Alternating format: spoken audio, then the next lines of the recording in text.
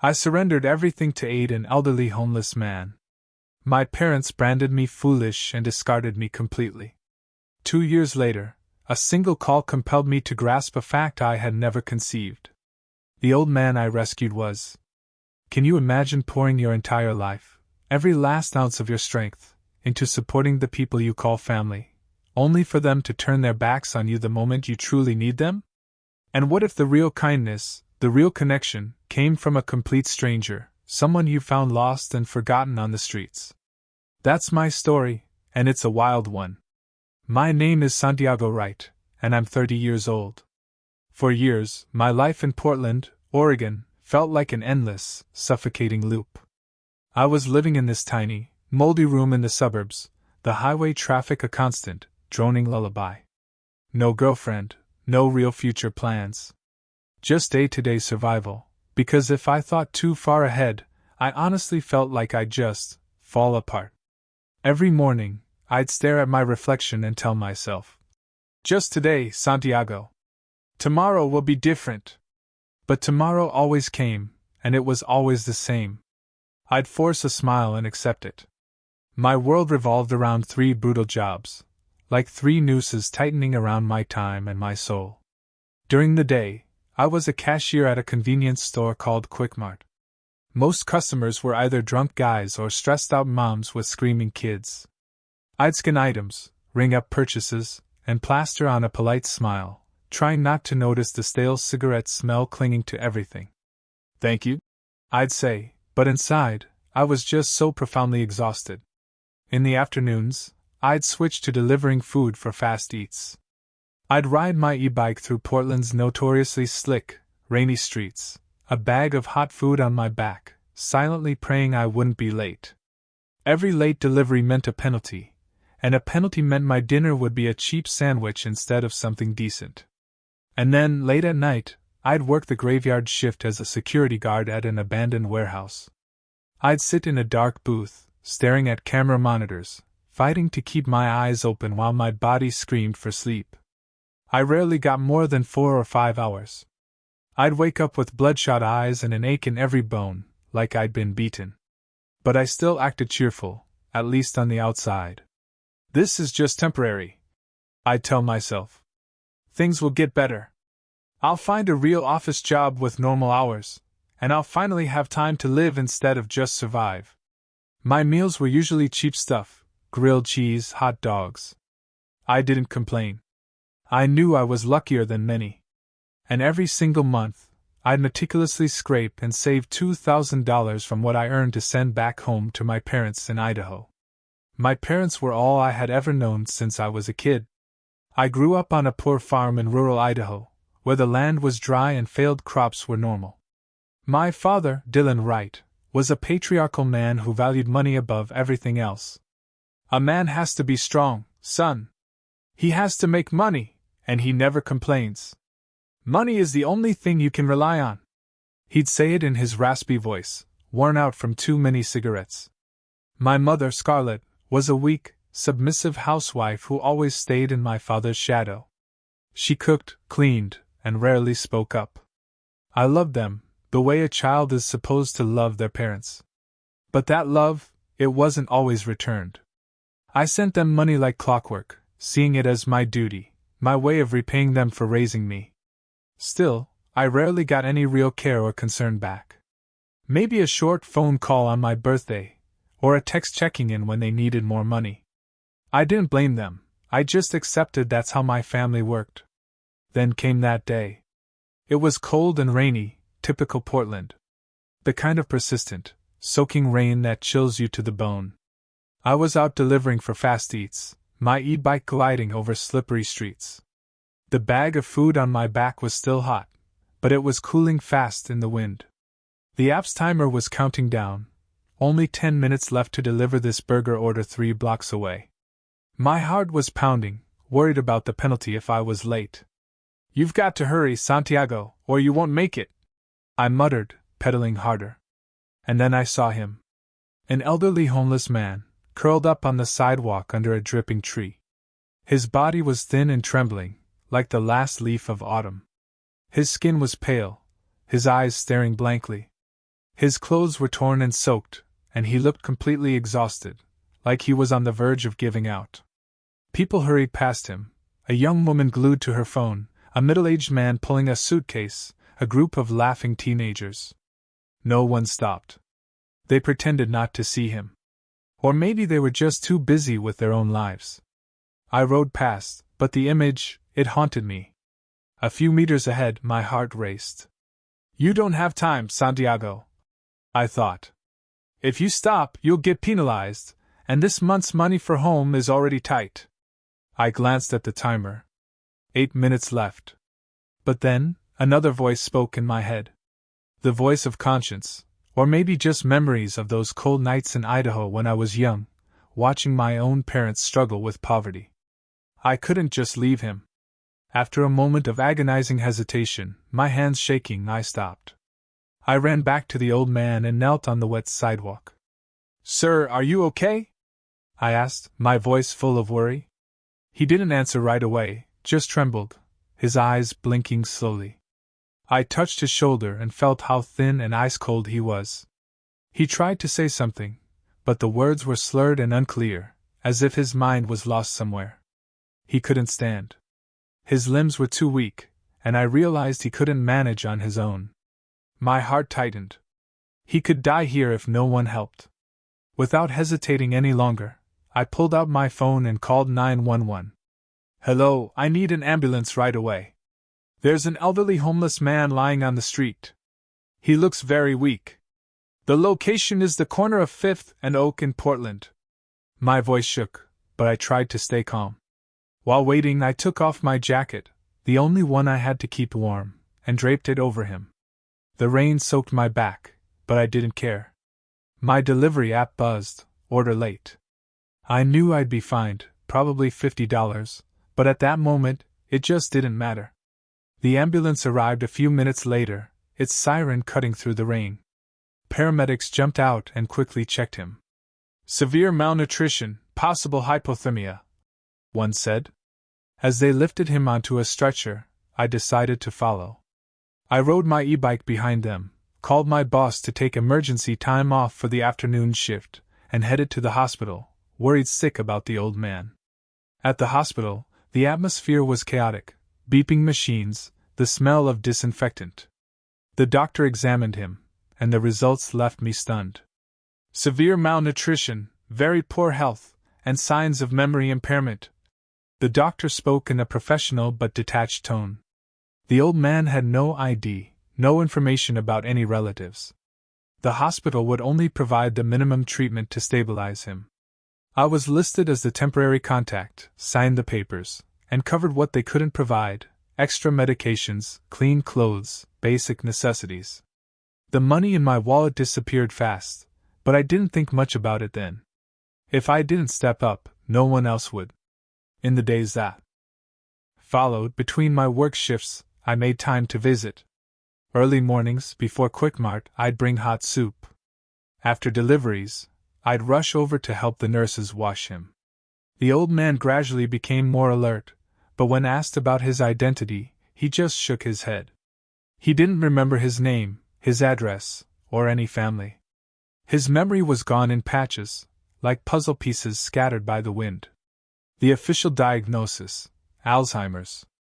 He can't care for himself and can't be discharged alone, they said. We'll notify social services to arrange placement. I nodded, but my heart felt heavy. I knew those facilities, overcrowded, lacking personal care, places where people are warehoused.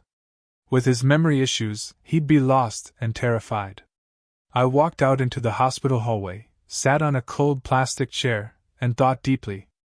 Rain was still falling outside the window, and I wondered, could I really walk away from him? Or was this the moment my life would change in a way I never imagined? The old man, with his slightly clouded eyes and frail body, had become a constant presence in my mind since that rainy day. I didn't know who he was, but seeing him lying in that hospital bed, alone and lost, made my heart ache. Social services would take him somewhere, an overcrowded nursing home, where people are crammed together like ghosts, with no one truly caring. With Alzheimer's, what would happen to him, wandering, lost in unfamiliar hallways, calling out for memories that were gone.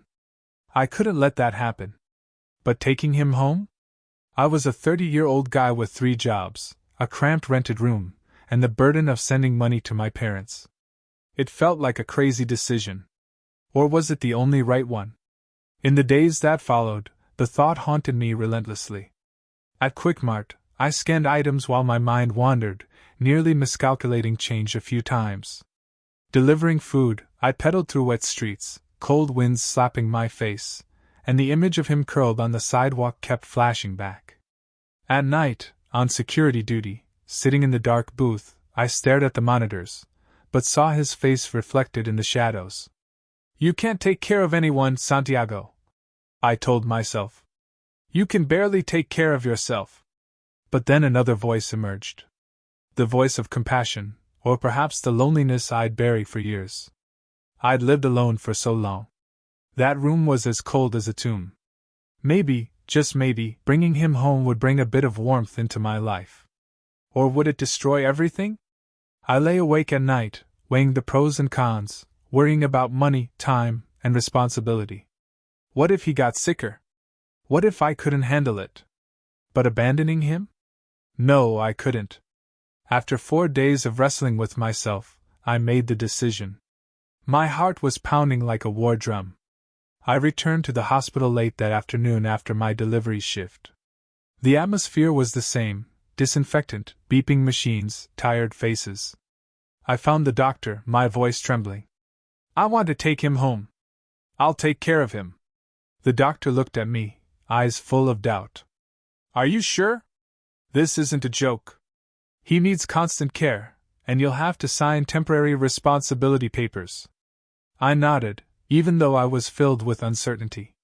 They handed me a stack of forms: voluntary commitments, legal responsibilities, warnings about Alzheimer's. My hands shook as I signed, the ink smudging on the paper. This is your decision, I thought. And there's no turning back now. When it was done, a nurse led me to his room.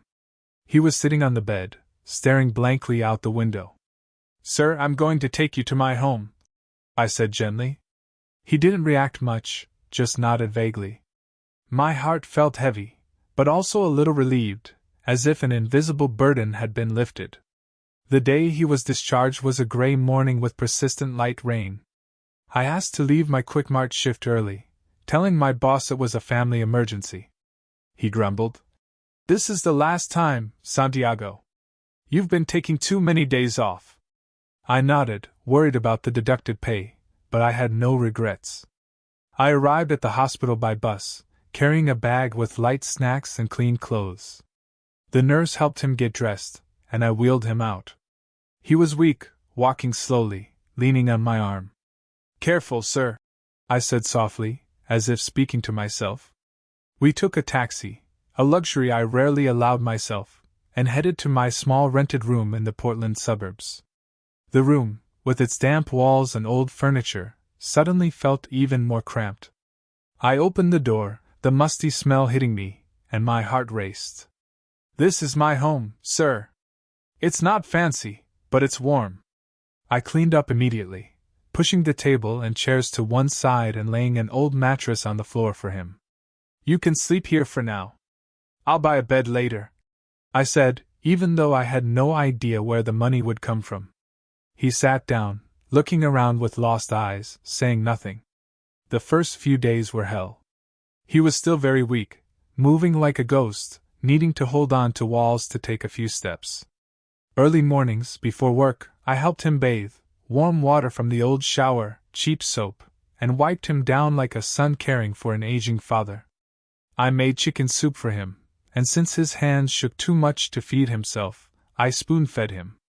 My heart tightened every time he coughed, fearing he'd get seriously ill again. Between shifts, I worried constantly. Did he remember how to use the bathroom? I called home a few times, hearing him mumble something vague, and breathe a sigh of relief. When I got back at night, exhausted, I still sat with him, rambling about my day so he wouldn't feel alone. Gradually, after about 2 weeks, his health improved miraculously. He walked more normally, without trembling, and his appetite returned noticeably. Simple meals, bread, eggs, cheap vegetables, he ate heartily, his eyes brighter. Once he whispered, "Thank you," and I smiled, feeling an unfamiliar warmth in my heart. But his memory? It didn't improve at all. He still didn't remember his name, his past, or why he'd been living on the streets. One evening, as we sat at the small table, I gently asked who he was. He shook his head. "I don't know. I don't remember anything." My heart sank. He was like a book with all its pages erased, only the worn cover remaining. I couldn't just sit still. I tried to find information about him, calling homeless support centers, posting notices on community boards, even going back to the hospital to check records. No leads. "He might have been wandering for months, even years," the nurse said regretfully. I searched online, posting in missing persons groups, but got no responses. Each disappointment left me restless as I returned home and saw him sitting there. Did he have family? Were they looking for him? With no other options, I let him stay. "You can stay here with me, sir," I said, and he nodded as if it were the most natural thing. My life gradually changed in ways I hadn't expected. The rented room, once silent and cold, now had another presence, a quiet but warm figure. In the mornings I left early for Quickmart, telling him, "Take care of yourself while I'm gone. I'll be back soon." He nodded, and I left, worried, my heart racing whenever I thought of him alone. But over time, I realized he could handle things within his ability. He swept the floor, washed dishes, even folded clothes, slow but careful movements, like habits from a past life. When I came home exhausted after the night shift, I often found the room tidier, dust gone, things organized, and the smell of food wafting from the small kitchen. The old man would cook simple meals, vegetable soup, toasted bread, or fried eggs, enough for both of us, waiting for me to eat together. We ate in silence, but it was no longer a lonely silence. His memory came and went. He'd confuse recent events, call me by strange names, or forget to turn off the stove. "Sir, my name is Santiago," I gently remind him, feeling a pang of sorrow. But he was always kind and gentle. And even without knowing who he was, he knew how to care for others. One evening, I came home late after an extended shift, my body aching. He saw it, quietly made hot tea, and placed it by my bed. "Drink this to feel better. You worked hard today." My heart warmed in a way it hadn't in years. For the first time, someone was waiting for me, caring without expecting anything in return. I grew accustomed to these routines, even taking them for granted. I started looking forward to coming home after work instead of dreading the emptiness like before. The house felt less empty. His light coughs, the clink of spoons against bowls, his quiet mumbling, all created a new rhythm. But deep down, I still worried. Money was tighter, and this decision could change everything. Would my parents understand? What if he suddenly remembered and left? Life now felt like a taut wire, full of surprises, and I didn't know when it might snap. But for now, with him by my side, I no longer felt alone. Those evenings sitting at the small dining table, listening to him mumble about fragmented memories, helped me forget some of the exhaustion from my 3 jobs. He wasn't a burden. He was the warmth in this cold room. But harsh reality didn't let me dream for long. Since bringing him home, my financial situation had gotten worse and worse. Living expenses skyrocketed, his medications, more nutritious food, even small things like soap or cleaning cloths. My income stayed stubbornly the same. I had to count every penny, skip my morning coffee, choose cheaper food. And worst of all, I was forced to cut back on the $2,000 I sent to my parents each month. At first, I tried to keep it the same, hoping I could manage by working extra hours. But then utility bills went up, and once, when he caught a cold and needed medicine, it all drained my wallet dry. The first month, I sent it 3 days late, and only $1,500. My heart pounded as I hit the transfer button, knowing my parents would notice. And just as I'd feared, the phone rang that very evening. It was Dad. His voice came through the speaker, sharp and harsh, without any greeting. Why is this month's money so little, Santiago? What the hell are you doing over there? I sat on the edge of the bed, gripping the phone tightly. In the living room, the old man was sleeping, his steady breathing drifting through the half-closed door. Work has been unstable lately, Dad, I said slowly, trying to keep my voice steady. Fewer delivery orders, pay cuts. Unstable? My ass! Dad snapped. You've been working there for years. Now it's suddenly unstable, or are you hiding money for your own shit? I was speechless. Silence stretched for a few seconds. No, Dad, I said quietly. I'm still sending it, just not as much yet. Dad grunted, his voice full of irritation.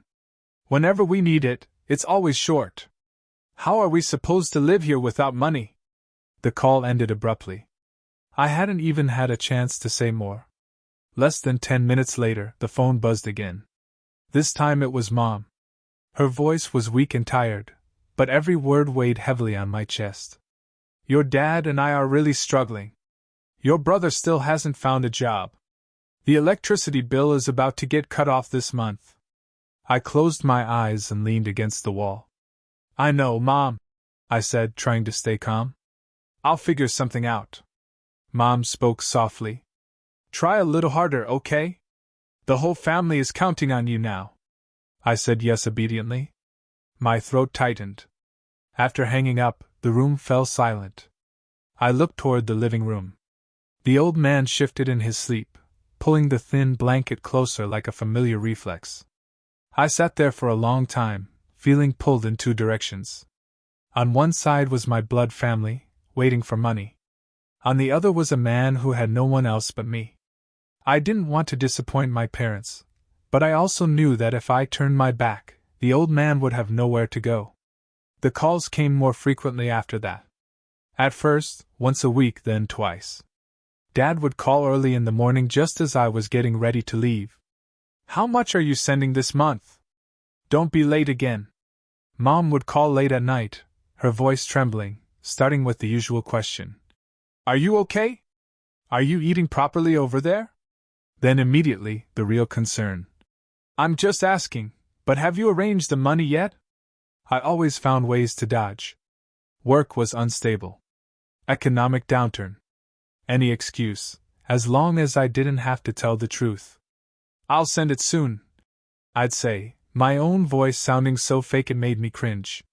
But the truth was, I couldn't. The second month, I sent only $1,000. The third month, just $800. Each transfer felt like cutting a piece of my own flesh. The pressure built on my chest, piling up day by day, leaving no room to breathe. During the day, at the Quick-Mart counter, my hands scanned items while my mind drifted, nearly miscalculating change several times. In the afternoons, delivering food, cold wind slapping my face, I pedaled through long streets, thinking endlessly about a choice with no answer. On one side was duty to my parents, the people who raised me, harsh as they were, who had never truly been on my side. On the other was the old man, a stranger, no blood relation, but now part of my daily life. If I chose him, would I be ungrateful? And if I abandoned him, how was I different from the people who had hurried past him on the street? On those long nights, I lay awake in bed, listening to his light snoring from the living room. Street light filtered through the window, casting distorted shadows on the wall. You have to choose, Santiago, I told myself. My parents back home weren't wealthy, but they had the small farm they could manage somehow. At least, that's what I told myself. They had Kevin, my brother, even if he was lazy. But the old man, if I put him back on the street or into a social facility, he'd waste away in loneliness. After many nights of weighing, and tears soaking my pillow, I decided to keep caring for him. But deep down, I knew it was just an illusion. I needed to go home and explain in person. Maybe, looking into my eyes, they'd see my sincerity. I arranged my jobs, took 3 days off from Quick-Mart and the night shift, promising my bosses I'd make up the hours later. I rented a cheap car, because the bus would take too long, and drove to Idaho without telling them. I wanted the surprise. I wanted to see their real reaction. The journey home was endless, 8 hours driving through rainy highways. The scenery grew familiar: dry fields, old wooden houses, the smell of damp earth after rain. When I arrived at the house, the small farmhouse with its patchy roof, the front yard overgrown with weeds, my heart pounded. I parked in the yard, stepped out, and took a deep breath of the familiar hometown air. The door opened, and right away I saw Kevin sitting on the porch, a cigarette between his fingers, slouched and lazy as ever. He was 25, unemployed for over half a year, living entirely off our parents without a shred of guilt. "What are you doing here?" Kevin asked, his voice sarcastic, not bothering to stand or even say hello. I walked inside. The familiar smell of toasted bread and coffee hit me. Dad was sitting at the kitchen table, reading an old newspaper. Mom washing dishes. They looked up, surprised. "Santiago, why the sudden visit?" But the surprise quickly turned to irritation. Dad frowned. Mom wiped her hands on her apron, her eyes worried. No hug, no smile. Instead, Dad asked right away, "So, where's this month's money? Why haven't you sent it?" I froze, my heart squeezed tight. I'd come home after months away, exhausted from the drive, and the first words were about money. "I came to visit," I said, my voice shaking. "But I have something to tell you." Under that pressure, I knew I couldn't hide it anymore. We sat around the kitchen table. The yellow light made the room feel even more stifling. Kevin leaned back in his chair, arms crossed, a mocking smirk on his lips. I took a deep breath, spoke slowly, trying to stay calm. I told them about that cold, rainy day, the old man curled up on the sidewalk. My decision to stop, call emergency services, the days in the hospital. I told them about bringing him home, every meal, every night I came back from work to find the kitchen lights still on. "He has Alzheimer's," I said, my voice starting to tremble. "He doesn't remember who he is. Has no one. I couldn't leave him out there freezing." Dad narrowed his eyes at me, tapping his fingers on the table. I swallowed and continued, this time looking straight at him. "Living costs have gone up a lot. So, starting next month, I'll have to temporarily stop supporting the family until I stabilize my finances." The kitchen fell silent for a few brief seconds. Then, Dad slammed his hand on the table. "What did you just say?" he roared. "You're using money to feed a stranger and then come here to cut off your own parents? That money belongs to the family," he went on, his voice growing louder. "You're such an idiot. Always meddling in other people's business. Wasting your hard work on some nobody while your parents here are scraping by on the little you send." I stiffened. I hadn't even opened my mouth when Mom cut in, her voice high and sharp. "You're really ungrateful. We're old now. Can't work anymore. Don't you think about us? We raised you all these years just for you to turn your back now?" Kevin chuckled softly, leaning back. "You like playing the hero, huh? Saving a homeless old man to feel noble." He looked me up and down. "If you've got so much free time, why not save your own family first?" The words came fast and relentless, like knife cuts straight into my chest. I opened my mouth to say something, but my throat choked up. Every explanation felt meaningless. I suddenly realized this wasn't just an outburst. It was contempt that had been there for a long time, just waiting for a chance to surface. In their eyes, all my efforts and sacrifices had never been valued. I wasn't a son. I was just a steady source of money. Dad stared at me, his voice turning ice cold, each word heavy as stone. "If you keep supporting that old man, then as of today, I no longer have a son like you. Choose." No one in the room said another word.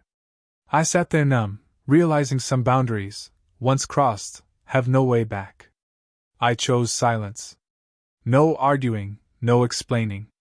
What good were words when their hearts were already closed? I stood up, legs heavy as lead, and left the house quietly. Kevin sneered behind me. Mom sobbed softly. Dad turned away. Outside, rain began to fall, soaking my clothes.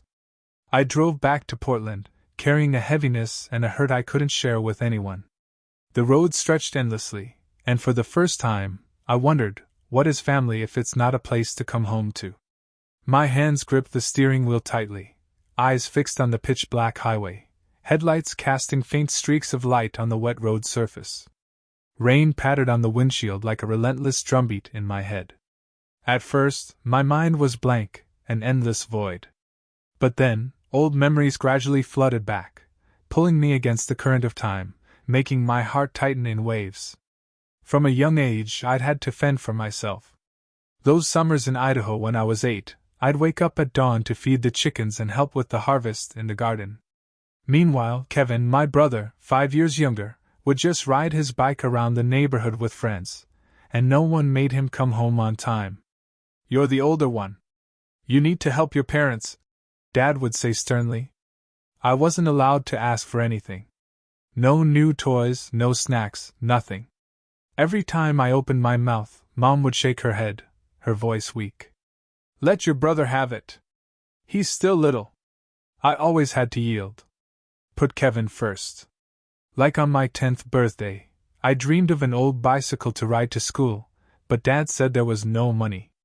Then the next week, Kevin got a new ball because he was feeling down. I swallowed my tears, telling myself I had to be strong, had to be the pillar. But deep down, I felt the unfairness like a smoldering wound that never healed. School was the same. I always tried hard to get good grades so my parents would be proud, but they took it for granted. "Of course, you can do that," Dad said when I brought home a report card full of A's, his tone as casual as talking about the weather. No praise, no reward. But with Kevin, when he got bad grades or skipped homework, they'd make excuses. "He's still young. Don't push him too hard," Mom would say, stroking Kevin's head while I sat in the corner, studying alone until late at night. Sooner than other kids, I had to work odd jobs to help the family. At 13, I was already working on the neighbor's farm, mowing lawns, picking fruit, scorching greenhouses, my back aching. The money I earned, I handed it all to Dad, keeping just a few dollars for school supplies. Meanwhile, Kevin was allowed to focus on himself, playing sports, hanging out with friends, shielded like a noble child in a poor household. "Your brother needs time to grow," Mom would say defensively. I didn't envy Kevin. I just wondered why his maturity was something to wait for, while mine was treated as an obligation. Every time I made a mistake, breaking a plate or forgetting to feed the chickens, I immediately became the example for comparison. "You're grown now and still so clumsy. Look at your brother," Dad would yell, his voice harsh, face red with anger. But with Kevin, it was different. When he messed up, they just gently reminded him, "Be more careful next time, okay?" Those small differences repeated day after day, building up like drops of water silently filling a glass. I recognized the unfairness early on, but I never dared speak up. I was afraid of being called selfish, afraid of being seen as the troublemaking child, and afraid that one word of protest would be enough to crack the family. When I grew up and left Idaho to work far away in Portland, my role in the family gradually shrank to almost nothing more than the person who sent money regularly each month. I remember the day I left, an old suitcase packed with a few clothes. Dad just patted my shoulder. "Work hard, and send money home." No words of good luck, no goodbye hug. Mom cried, but quickly wiped her tears. "Remember to send the money early, son." From then on, my life was a loop: work, save, transfer $2,000 every month like an unnamed tax. But I knew full well that most of that money wasn't just for my parents' living expenses. More than once, just days after I sent the money, Kevin would post on social media, Facebook or Instagram, showing off new things, trendy clothes, the latest phone, or check-ins at bars with friends. "Weekend stress relief," he'd caption. While I was breaking my back with 3 jobs in Portland. I never asked directly, afraid of making things tense. But I understood. My parents had grown used to taking my money to make up for my brother, for his mistakes, his laziness, his endless partying. "Your brother's going through a tough time," Mom would often say over the phone, her voice flat like a well-rehearsed explanation. Help him out a little longer, okay? Those things repeated for years, making me gradually realize I'd never been seen as a son who needed care, just a financial resource. I remember one Christmas when I called home, excited to talk about work. But Dad interrupted. Why haven't I seen this month's money yet? He didn't ask what I was eating, how I was sleeping, if I was tired. I was a walking ATM, nothing more. This incident, when I confessed about the old man, wasn't the first time I'd been dismissed. It was just the straw that broke the camel's back. The first time I no longer had the strength to keep enduring. On the highway, those memories made me tremble. I slowed the car, tears streaming down, wiping them hastily with my sleeve. Where did I go wrong? Why was I treated like this? I asked myself, my heart full of pain. The rain fell harder. Visibility blurred, and I nearly lost control of the wheel. Pulling over to the shoulder, I sat there gasping, feeling like the whole world was collapsing. As the car neared Portland, the emptiness and exhaustion inside me grew sharper. The city lights twinkled in the distance, but they brought no warmth. I was drained, body aching from 8 hours of driving, spirit shattered by those harsh words. When I finally reached my small rented room, I parked unsteadily, opened the door, and stepped inside, physically and emotionally spent. The door creaked, and instead of the usual musty smell, the aroma of food filled the air. Warm canned bean soup. From the kitchen, I saw the old man diligently cooking, his movements slow but careful. He stirred the pot, hands trembling slightly, but his eyes focused. On the table were simple dishes already set out, bread, canned bean soup, and a sliced apple. The room was tidier than when I'd left, floor wiped clean, things neatly arranged. I stood frozen for a moment, my feet rooted to the spot. After a day of being rejected by my own blood family, the person waiting for me to come home was a stranger with no shared blood. He looked up, saw me, and gave a vague smile. You're back. Eat while it's hot. It won't taste good cold. His voice was rough, but full of warmth. The kind of warmth I'd never received from my parents. In that moment, I felt this small house, cramped and lacking as it was, gave me a sense of peace greater than anywhere else. Tears rolled down, but this time they were tears of relief. I sat down at the table, ate in silence, and for the first time, I thought maybe family isn't about blood. It's about the people who choose to stay by your side. After that stressful trip back home, I returned to the grind of work, but nothing felt the same anymore. My parents' harsh words haunted me, like deep knife cuts into my heart. I tried to forget, throwing myself into work to fill the void, but the financial pressure and emotional wounds gradually wore down my health in a very noticeable way. At first, it was just prolonged fatigue. After the 8-hour drive back to Portland, I got home with my body completely drained and my mind spinning. I thought one night's rest would fix it, but it didn't. In the days that followed, I still got up early for my shift at Quickmart, scanning items with trembling hands and blurred vision from lack of sleep. In the afternoons delivering food, I pedaled through light rain, cold winds slapping my face, and dizziness started to hit me. At night, on security duty, I had to prop my chin to keep from nodding off. The cost for the old man, medications, more nutritious food, forced me to cut back on everything. No morning coffee, no snacks, even reducing my own portions. Each month, my wallet grew thinner, and that burden felt like a rock pressing on my chest. I told myself to be strong, to keep going, but my body didn't listen. The pressures piled up, worrying about the old man, money troubles, and the pain from my own flesh and blood family. I started coughing lightly at first, but then persistently, with fits that made my chest ache sharply. Then a high fever struck suddenly, like a storm. One morning, I woke up burning hot, my head heavy, coughing nonstop. I tried to sit up, but my legs were jelly. I didn't have the strength to stand. "Sir, I'm not feeling well," I whispered, my voice weak. The old man came in from the living room, moving slowly, but his eyes were worried. "Just lie still," he said, his voice rough but gentle. The days that followed were hell. I was bedridden, fever spiking to 39 degrees Celsius 102.2 degrees Fahrenheit, endless coughing leaving me exhausted and completely drained.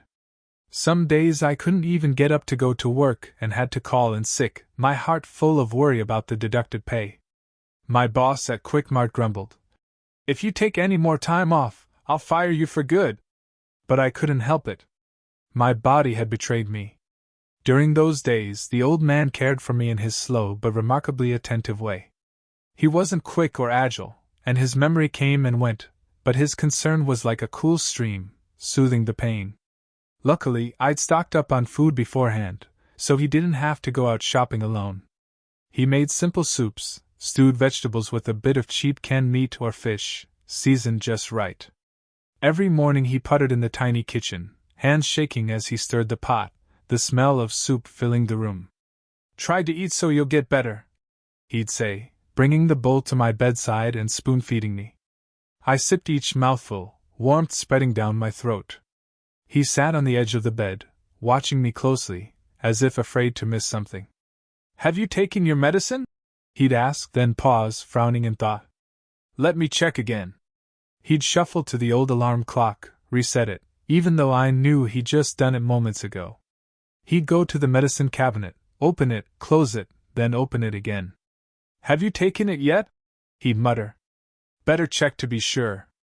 Sometimes he'd forget I'd just taken it, and go back to the kitchen to reheat more soup. Sometimes he'd stand in the middle of the room, looking around as if searching for something, then bend down to straighten an already neat blanket. He wiped every corner of the floor, refilled my water glass, put everything in its place, slowly but carefully. He repeated familiar tasks over and over, as if stopping might make him forget he was caring for someone. Watching him fuss like that, I suddenly understood. He didn't remember who he was, but he still remembered how to care for others. Not through memory, but through habits etched deep into his body. I lay there, my throat tight with emotion. I whispered, "Thank you." He turned, looked at me for a moment, eyes kind but vague. He smiled and nodded reassuringly. "Just rest. I'll take a break too."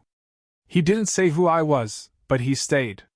While lying ill in the midst of feverish delirium, I texted my parents, hands shaking as I held the phone.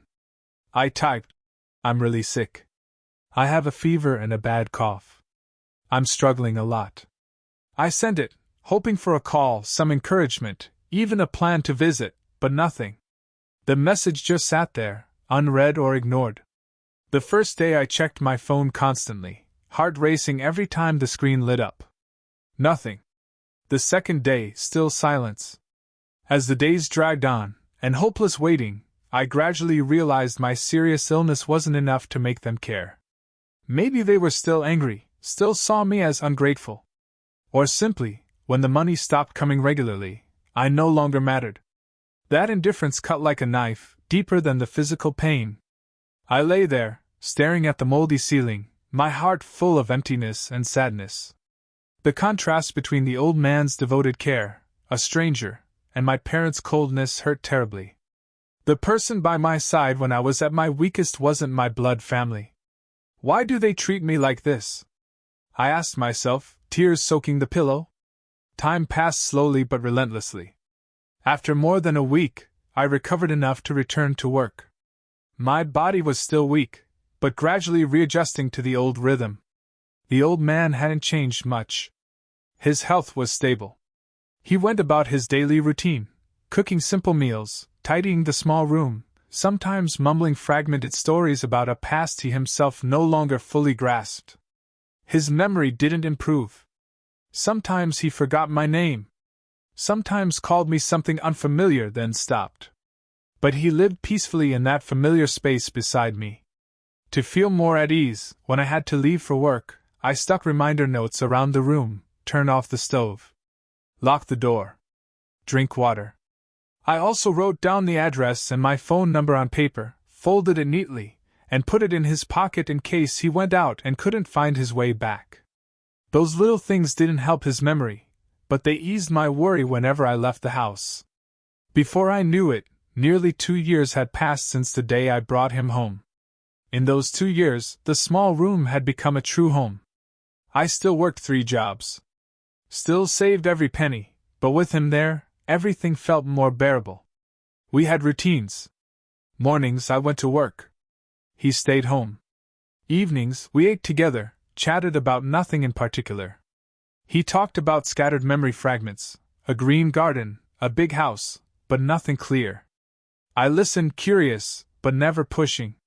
During that time, my parents gradually reduced contact. The rare check-in calls stopped. Messages grew fewer, then almost completely silent. That year's birthday, no greetings. Christmas, no call. It was as if once the regular money stopped, my presence in the family no longer mattered. I checked my phone. The last message from Mom was 3 months ago. Have you sent money to your parents yet? It stung, but I grew numb. I stopped calling, stopped texting. Maybe this was my way to freedom. But loneliness still crept in, especially late at night. Then one day, everything changed. It was a rare Sunday afternoon off. I was lying in bed, scrolling news on my phone. The old man was napping in the living room, his light snoring echoing softly. I scrolled absent-mindedly past articles on current events, sports, then stopped at a missing person notice on a local website. Headline: Family searching for Arthur Caldwell, missing for 8 years. I skimmed it, but the description, age around 70, memory impairment, missing for that long, caught my attention. My heart beat faster. Approximately 5 feet 9 inches, silver hair, blue eyes, suffers from Alzheimer's, wandered off and couldn't find his way home. I sat up, my hands shaking as I scrolled to the photo. An old picture, a man in a neat suit, smiling confidently, younger, but the face was eerily familiar. Square jaw, deep-set eyes, that vague smile. It was the old man living with me. I was stunned. The phone nearly slipped from my hand. I couldn't believe my eyes. I zoomed in to be sure. Though the man in the photo was younger, hair dark with some gray, the features were identical. The small scar on his right cheek, the wrinkles around his eyes. The missing person's name was Arthur Caldwell, head of a major financial dynasty. The article said the family had been searching for him for 8 years with no leads. He disappeared after a business trip and vanished. Large reward for information. I read it over and over, my heart pounding like a drum. The thought that this simple man who cooked soup for me might be a powerful figure left me confused and cautious. He was a billionaire, owner of a financial empire. How had he ended up homeless in Portland? I glanced toward the living room where he slept peacefully, unaware. If this was true, both our lives would soon change in ways we couldn't avoid. Would I lose him, or would my life be turned upside down? My mind was in turmoil. Excitement mixed with fear. I realized that if what I just read was true, the lives of both of us could no longer continue as before. The quiet, simple existence we'd grown accustomed to might end, giving way to changes no one was prepared for. I didn't know what lay ahead, only that in this moment, that fragile peace had begun to crack. I sat there, phone still clutched tightly in my hand, the screen glowing with the photo of Arthur Caldwell. My heart was pounding as if I'd just run a marathon, cold sweat breaking out along my spine. The old man, or Arthur, was napping in the living room, his light snoring drifting softly, completely unaware of the storm raging in my mind. I turned off the screen, stood up, and paced the room, trying to calm myself. The face was identical, even though the photo was old. The man in it looked younger, more confident, in an elegant suit with a powerful smile. My old man only wore faded t-shirts and worn jeans, living simply like a homeless person who had found shelter. But if he was Arthur Caldwell, head of a financial empire, then what? What would I do? Inform his family, or stay silent and let this life continue? The thought panicked me. I didn't rush to contact anyone. No.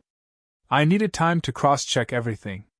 To be certain this wasn't an illusion or a mistake. In the days that followed, I spent every free moment digging deeper. At Quickmart, I scanned items for customers while my mind wandered, just waiting for my shift to end so I could get home. Delivering food, I pedaled faster, restless inside. At night, on security duty, sitting in the dark booth, I used my phone to search for more public information about Arthur Caldwell. I typed his name into Google, scrolling through old articles, Wikipedia pages, and business profiles. The results left me stunned. Arthur Caldwell was indeed the head of a major financial dynasty called Caldwell Investments, with billions in assets and branches across the US and Europe. He was a legend in the business world, known for shrewd deals and a private personal life. His disappearance had made headlines years ago, in 2017, after a business trip to the Pacific Northwest. He vanished without a trace. The family offered a large reward, police investigated, but there were no leads. Articles described him as having early-stage Alzheimer's before he went missing and that he might have wandered off, unable to find his way home. Every detail matched age, height, identifying features, even the scar on his cheek. I read it over and over, my heart racing wildly, feeling like I was in a Hollywood movie rather than my real life. "It's real," I whispered, my mind in turmoil. But I still hesitated. If I contacted them, would he leave? Would I be alone again? I decided to talk to the old man first, to see if there were any clues. One evening, after a simple dinner, vegetable soup and bread, we sat at the table, the yellow light casting long shadows on the wall. I took a deep breath, my voice trembling. "Sir, do you know anyone named Arthur Caldwell?" He looked up, his slightly clouded eyes blinking slowly, and shook his head. "The name Arthur sounds familiar, but I don't remember." I swallowed hard and continued. "Do you remember anything about your family? A big house or someone named Emily?" He was silent for a moment, fingers tracing the table edge as if trying to pull memories from an abyss. "I remember a garden, and children laughing, but it's not clear. Who am I? Do I have grandchildren?" His voice sounded lost, making my heart ache. In the end, he still didn't remember who he was, or react to the name Arthur or any details. I forced a smile and changed the subject. "It's okay, sir. I was just asking randomly." But my heart felt heavy. He didn't remember, but his family did. I couldn't keep him forever, no matter how much I wanted to. After many sleepless nights, lying awake, listening to his light snoring from the living room, I made the decision, my heart pounding as if it would burst. I contacted the information listed in the missing person notice, a phone number and email. The contact was Emily Caldwell, Arthur's granddaughter. I chose to call, since an email might be ignored. The phone rang for a long time. Then a young woman's voice answered, professional but weary. "Emily Caldwell speaking." I took a deep breath, my voice shaking. "Hello, this is Santiago Wright from Portland. I saw the notice about Arthur Caldwell, and I think he's with me." Silence on the other end, then a sharp intake of breath. "Are you serious, or are you trying to scam us for the reward money?" I told her everything, the rainy day, rescuing him from the street, taking him to the hospital, caring for him for 2 years. I described his appearance, his Alzheimer's, every detail. Hearing what I provided, Emily sounded both shocked and emotional, her voice trembling. "Oh my God, my grandfather has been missing for 8 years. We've never stopped searching quietly. What you're describing, his health, memory, circumstances, it matches perfectly. Do you have photos? Send them to me." I sent pictures of him sleeping, and Emily cried. "It's him. It's definitely him." The descriptions of his health, memory, and current situation convinced Emily the match was highly likely. She expressed her desire to come pick him up immediately and bring him home. "I'll fly to Portland right away. Give me the address." But I refused to hand him over to a stranger right away. He couldn't make decisions for himself. His memory was lost, and I'd never met Emily. I feared a scam, or worse, that he'd be taken unsafely. "I'm sorry, but I can't just hand him over like that," I said firmly. "He trusts me. I'll bring him to you myself and meet you in person to confirm." Silence for a moment, then Emily sighed. "I understand. You're right to be cautious. I'll send you the family home address in California. Please help bring him back. We'll be waiting." After a brief hesitation, Emily agreed, sending the address, a villa in the San Francisco suburbs. I immediately arranged my work, my heart full of worry and excitement. I requested extended leave from Quickmart and the night shift, promising to make up hours later, despite my boss's grumbling. I rented a cheap car since the bus would be too tiring for him. The next morning, I gently woke him. "Sir, today I'm taking you on a long trip." He nodded vaguely, asking no questions. We left Portland in light rain, him sitting in the passenger seat, staring out the window with vacant eyes. The 10-hour journey took us along endless highways, scenery shifting from Oregon's green forests to California's hills and mountains. I drove, my mind racing. Would he remember home? Was Emily real? Tension rose at every rest stop. I checked on him, fearing he'd panic. When we arrived late in the afternoon, I saw it, a large, discreet villa, carefully secured. High iron gates, cameras everywhere, lush green gardens. My heart pounded, hands gripping the wheel. As soon as we entered the grounds, the old man had strange, instinctive reactions. He slowed his steps, looking around longer than usual, a flicker of familiarity in his eyes. "This place? I think I know it," he mumbled, holding my arm tighter. Emily Caldwell came out to greet us. A young woman, around 25, long brown hair, dressed simply but exuding elegance. Her initial demeanor was reserved and weary as she saw me, a strange man bringing her grandfather home. "Are you Santiago?" she asked coolly. I took the initiative to briefly explain his circumstances over the past years, the day I saved him, the care, and why I brought him in person. I didn't want him to be shocked. "He trusts me." Emily listened, her eyes gradually softening. Face to face, Emily quickly recognized him, even though his memory was no longer intact. She called him Grandpa, affectionately, tears streaming down, gently hugging him. The old man didn't call her Emily correctly, but he responded familiarly, stroking her hair, seeming more at ease near her. To reassure me, Emily had the family lawyer and private doctor verify the missing person records. They brought out old photos, identifying marks, stored medical information, a quick DNA test, fingerprints, and legally confirmed the old man was Arthur Caldwell. 100% match, the lawyer said professionally.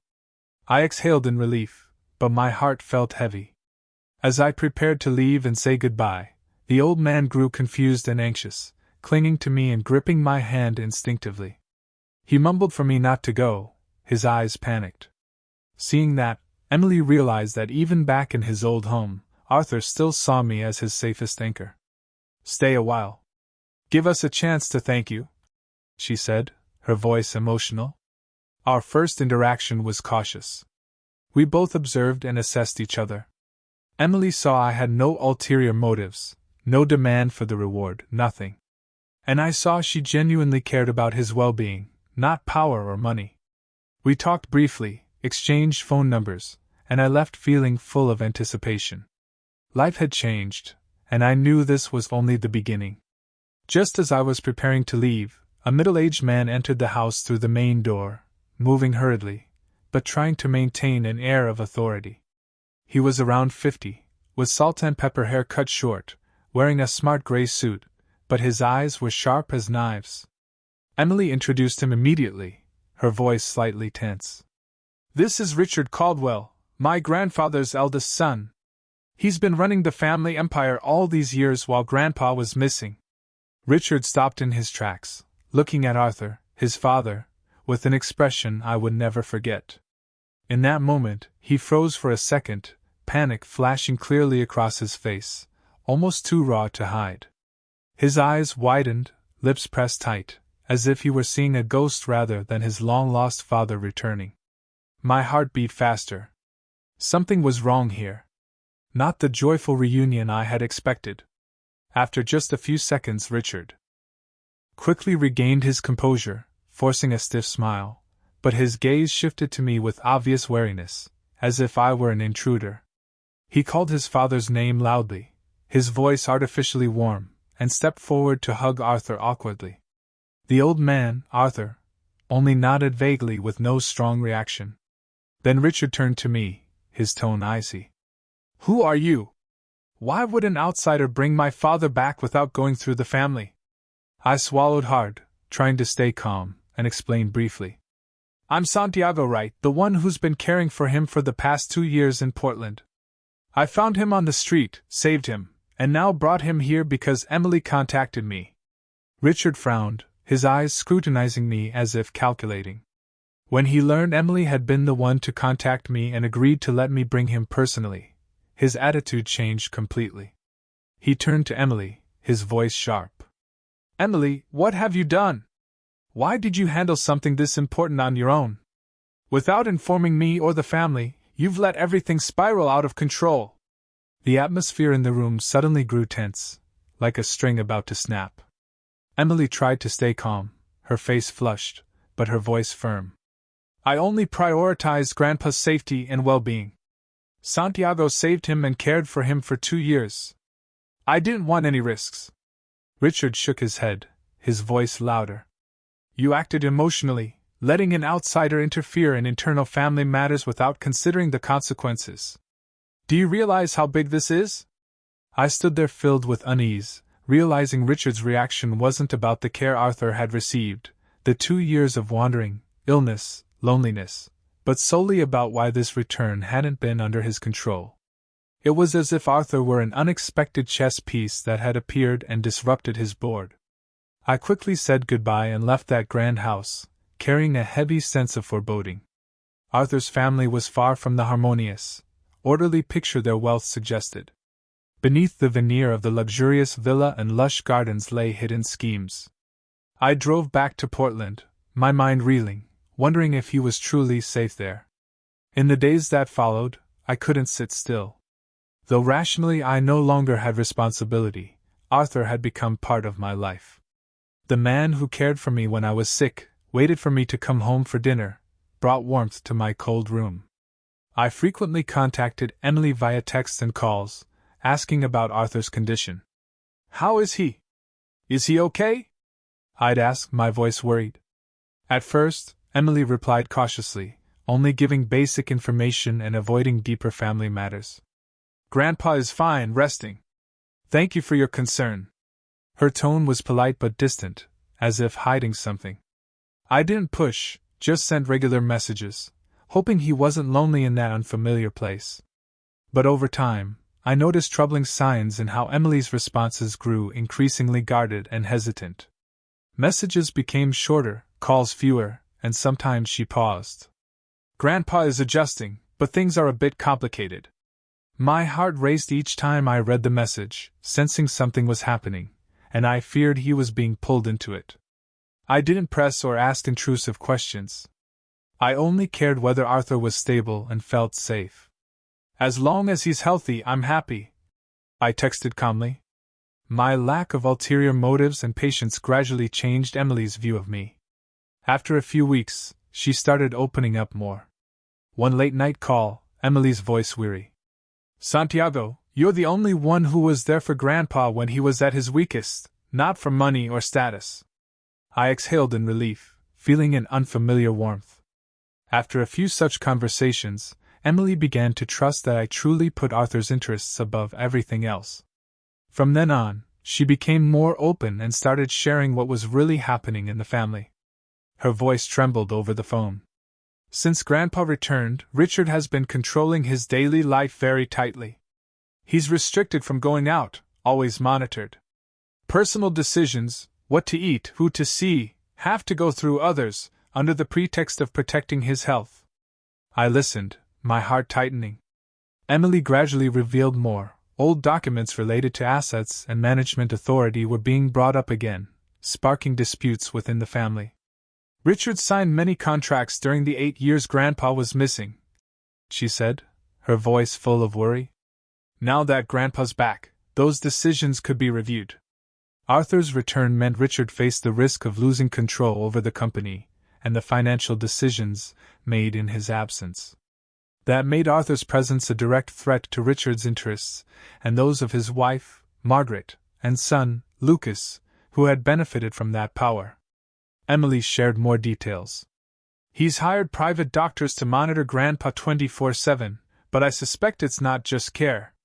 There are closed-door meetings, and I'm being kept out. I gradually understood that Arthur's return wasn't just a family reunion. It was an event that could upend the entire balance of power. The Caldwell dynasty, with its vast financial empire, was now like a chessboard, and Arthur was the kingpiece unexpectedly revived. I realized Arthur might not be in a truly safe environment, even in his own home. Now that he's home, is he happy? I asked Emily, my voice concerned. She sighed. Grandpa often asks about you, calls you the kind grandson. But Richard doesn't like it. Says Grandpa needs rest and shouldn't see outsiders. That unease made it impossible for me to fully step away. Even though I no longer had direct responsibility, I still worked my 3 jobs in Portland.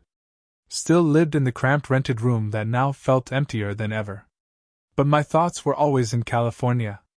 Late at night, I lay awake thinking about him. The man who made soup for me when I was sick. Now perhaps isolated in that luxurious villa. I began seriously considering whether I could stand by while the person who had sheltered me at my weakest was caught in a silent, dangerous conflict. What should I do? I asked myself, my heart pounding. Anticipation surged every time Emily texted, fearing bad news. The reunion wasn't the rosy picture I'd imagined. It was full of shadows, and I knew I was about to be drawn in. Those days I lived in a state of limbo, like walking a tightrope between 2 skyscrapers. At Quickmart, I scanned items with trembling hands, my mind elsewhere, thinking about Arthur in that distant villa. Delivering food, cold wind slapping my face, I pedaled faster, my heart full of worry. Was he lonely? Was Richard doing something to him? At night, on security duty, sitting in the dark booth, I checked my phone constantly, hoping for a message from Emily. The rented room was now emptier than ever. No more of his mumbling. No more the warm smell of soup. I cooked alone, ate quickly, then lay awake, imagining the schemes within the Caldwell family. I knew I didn't belong in their world, a world of villas, lawyers, and power, but Arthur had become part of me, and I couldn't abandon him. A few days later, Emily reached out to me on her own. It was a late evening, just after I got home from the night shift, my body exhausted. The phone rang, and Emily's voice came through, more urgent than usual. Santiago, I know this doesn't directly involve you, but I want to talk to you. My heart raced. A bad premonition rising. Emily said that Arthur's longtime caregiver, a trusted nurse who had been close to him, had been suddenly replaced without clear reason, swapped for someone new, chosen by Richard. I'm very suspicious, she whispered, her voice trembling. My visits with Grandpa keep getting postponed with excuses that he's not lucid enough. I only get short, supervised meetings. I slumped onto the bed, gripping the phone tightly, picturing Arthur, the man who had diligently made soup for me, now isolated in his own home. According to Emily, Arthur had become more withdrawn, with limited contact with familiar people, and often in a state of prolonged fatigue. Grandpa sleeps a lot, forgets more than before, she said, her voice full of worry. I think it's due to medication interference, but Uncle Richard says it's just old age. Emily also admitted she was gradually being sidelined from decisions about him. Even though she was direct family and had once been the legal representative. I'm excluded from meetings, she told me. I'm too young, too emotional. He's controlling everything. I listened, anger boiling inside. Tension rose as Emily revealed more.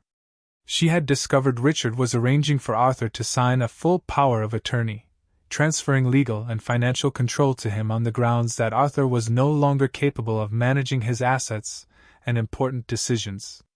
The documents are already prepared, Emily whispered, her voice panicked. If Grandpa signs, Richard will have everything, the company, the assets, all of it. I'm afraid he's being pressured. I gritted my teeth, imagining Arthur with his lost memory being backed into a corner. What should I do now? I want your advice, Emily asked, her voice desperate. I comforted her.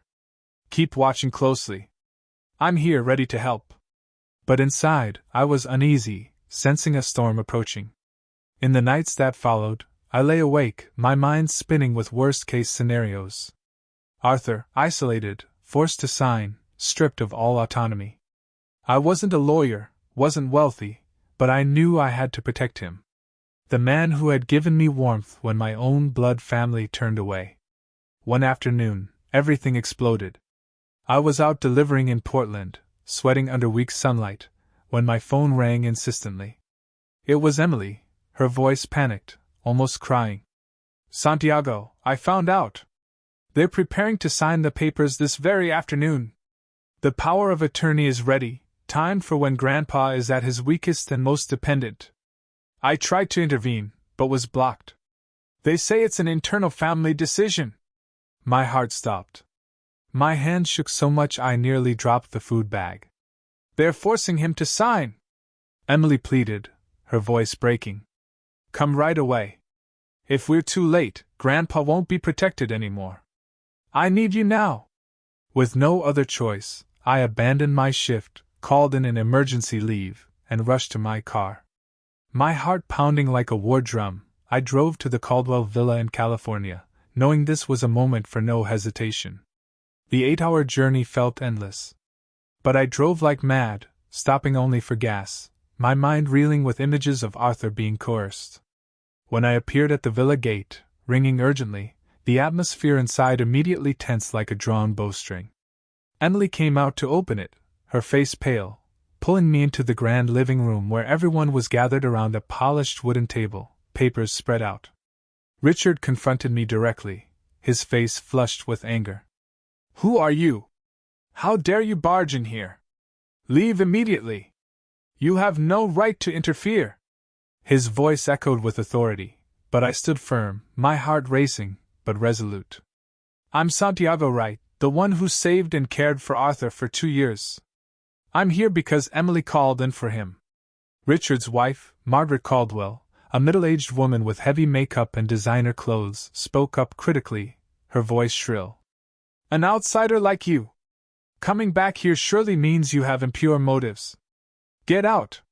Their son, Lucas Caldwell, a young man around 20, arrogant in posture, hair slicked back, showed contempt, smirking. "A low-life like you should leave before we call security." I clenched my teeth, anger surging, but didn't retort, only looking toward Arthur, sitting there, his face weary, a hand holding a pen shakily. Emily stepped forward, positioning herself between Arthur and the signing table, her hands slightly trembling, but her voice firm. She spoke, taking a deep breath. "Everyone, stop this! Grandpa is not willingly signing anything here. He's been isolated, his daily life controlled, even his medication. What you're calling protection is actually coercion." She turned to each person, continuing without hesitation. "I have plenty of evidence. Medical records withheld. My request to visit unreasonably delayed. And the sudden caregiver change right before today's signing." The room heated up instantly, overlapping protests erupted. But at that moment, I stepped closer.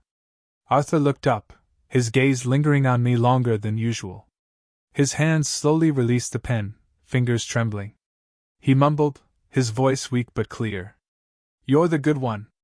He shook his head, pushing the pen away as if it scared him. "I don't want to sign," he said, his eyes full of confusion. "I don't understand this. Don't force me to sign." That shift made the room explode. Richard stepped forward, his voice harsh. "He's no longer lucid enough to know what he's saying. Everyone can see that clearly." Margaret immediately chimed in, her voice cold and sharp. "This is internal Caldwell family business. Outsiders have no right to interfere or disrupt." Lucas crossed his arms, giving a sneer, glancing at me. "It's obvious. This guy has been psychologically influencing him all along. Stop pretending innocence." Arthur shrank back in his chair, his trembling hand clutching mine like an anchor. Emily immediately advanced, standing fully in front of him, her voice now more resolute than ever. "No one has the right to continue this procedure," she said loudly. "My grandfather is not consenting, and his reaction clearly shows he's confused and scared. She looked straight at Richard, unflinching. In this state, any signature would be invalid. Then Emily continued, each word falling heavily in the vast room. What's happening here is elder abuse, and I won't let it continue. The room fell into a tense silence. No one dared push that pen forward again. In the presence of those there, the family lawyer, nurses, and us, Arthur chose to leave with Emily and me.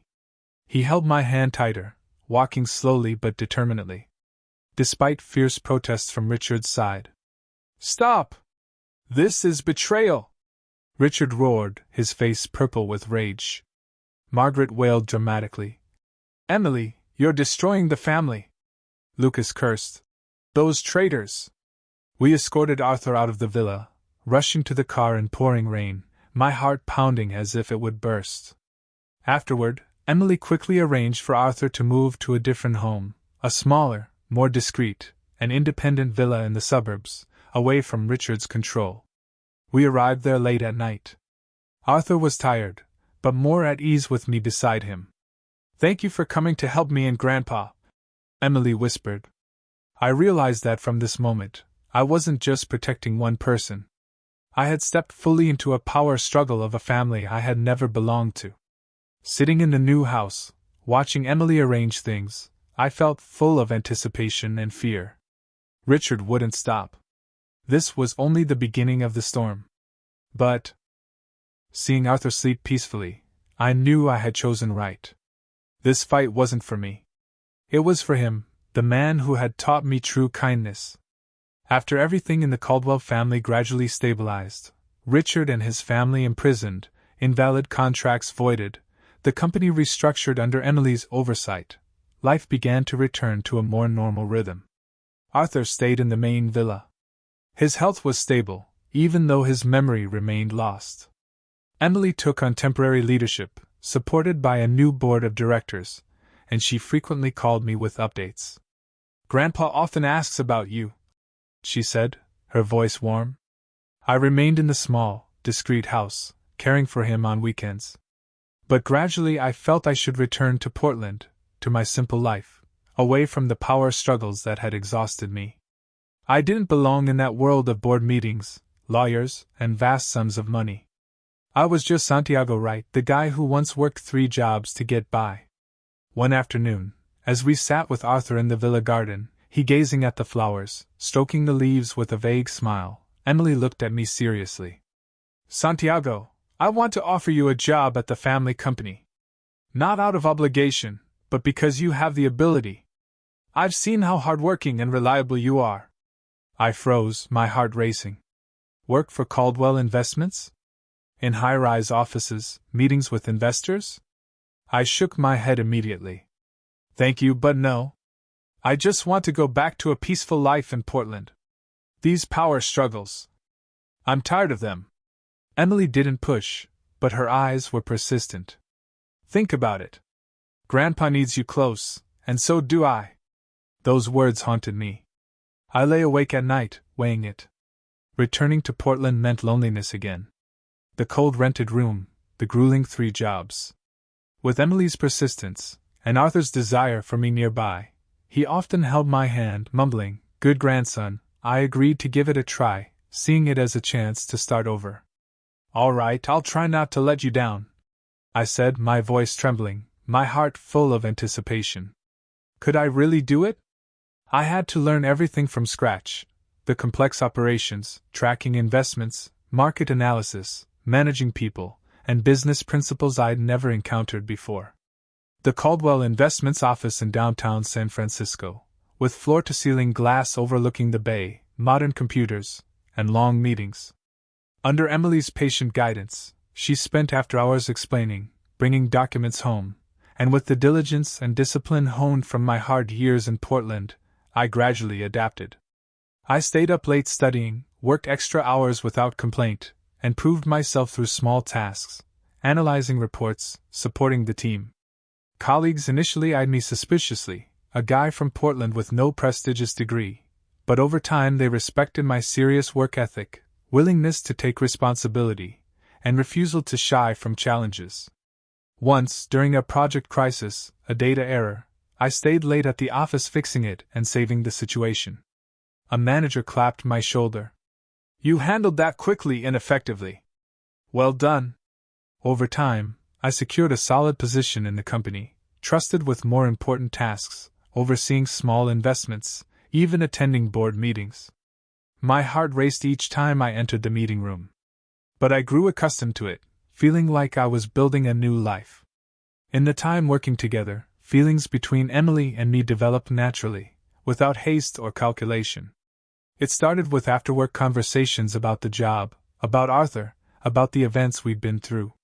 We cared for Arthur together, taking him for walks, telling stories, helping him eat. He sat there, listening to us talk.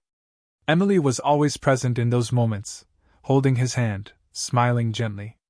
Arthur witnessed our growing bond with quiet contentment and satisfaction, sensing his life was truly protected. But then the past knocked again. One day, while I was at the office, security called from the lobby. "Two elderly people are here looking for you, saying they're your parents." My heart tightened, a bad feeling rising. I went down to the lobby and saw them. Dylan and Scarlett, my parents, standing there, looking worn out, their clothes old and dusty from travel. Their familiar yet distant eyes, leaving me stunned for a moment. Dad was thinner, his hair completely white.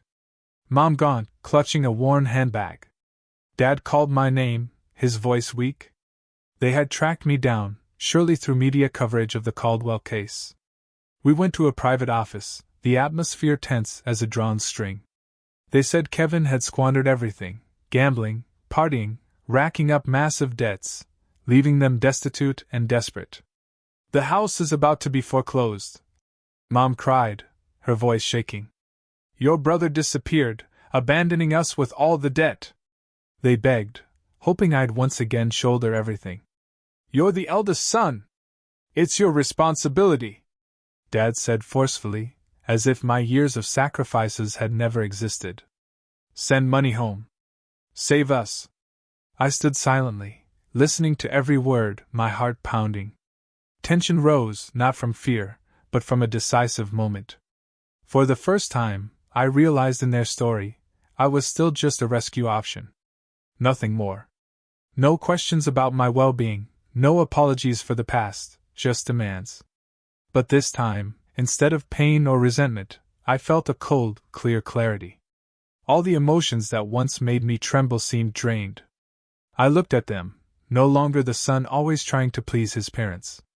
I spoke slowly, my voice calm in a way that surprised even me. "Mom, Dad, I won't continue sacrificing my life to cover others' wrong choices." I said it clearly, without evasion. I wouldn't send more money. I wouldn't take on consequences I hadn't created. A relationship based only on demands, blame, and exploitation was no longer family. I continued, "I've done enough. Now I choose to live for my own life." Dylan erupted immediately. He slammed his hand on the table, his voice roaring as always. "You're ungrateful. You've forgotten all we did to raise you. I disown you." Scarlett burst into tears, sobs breaking.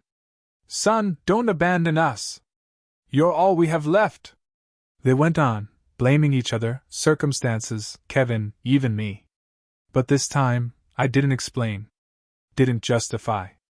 Didn't apologize. I'd done that my whole life. I stood up, walked to the door, and opened it. "Please leave," I said, my voice steady, without anger or trembling. They stared at me, stunned by a decisiveness I'd never shown before. Then they left. No hug, no real plea to stay. Just heavy silence in the room. As the door closed, I stood still for a moment. No pain, no resentment, just a gradual lightness spreading in my chest, as if a rope that had bound me for years was finally untied. In that moment, I understood I had truly severed the past that had imprisoned me. My heart still raced, but it was no longer the beat of fear. It was the thrill of freedom.